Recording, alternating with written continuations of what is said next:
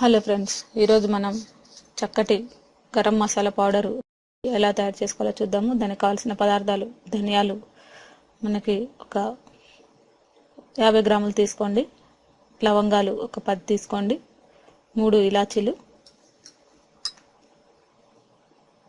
ఇది మంచి ఫ్లేవర్ కోసం ఒక 3 ఇలాచీలు వాడుతున్నాము. దీంట్లో షాజీరా ఒక స్పూన్నర తీసుకోండి, లేదా 2 స్పూన్లైనా పడుతుంది.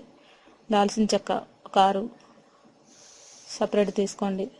ముందు బౌల్ మనం కళాయి పైన పెట్టి ధనియాలు బాగా ఫ్రై చేసుకోవాలి. దాదాపుగా మనకి లో ఫ్లేమ్లోనే ఒక 5 నిమిషాల పాటు ఇవి వేయించుకోవాలి. ధనియాలు మనకి త్వరగా వేడెక్కుతాయి. హై ఫ్లేమ్లో కాకుండా లో ఫ్లేమ్లో వేయించుకోవాలి. ఇది ఫ్రై అయ్యే టైంలో మనం దాల్చిన చెక్క, ధనియాలు కొద్దిగా వేగిన తర్వాతనే వేయండి.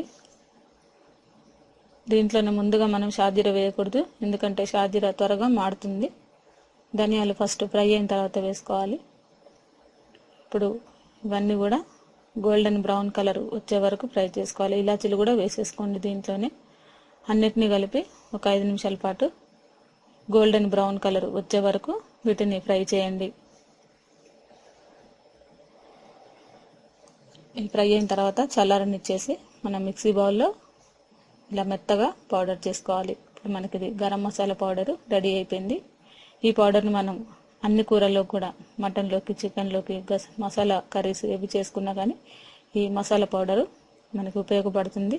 దీన్ని ఒక డబ్బాలో స్టోర్ చేసి పెట్టుకుంటే చక్కగా ఉపయోగపడుతుంది. మీరు కూడా ట్రై చేసి చూడండి.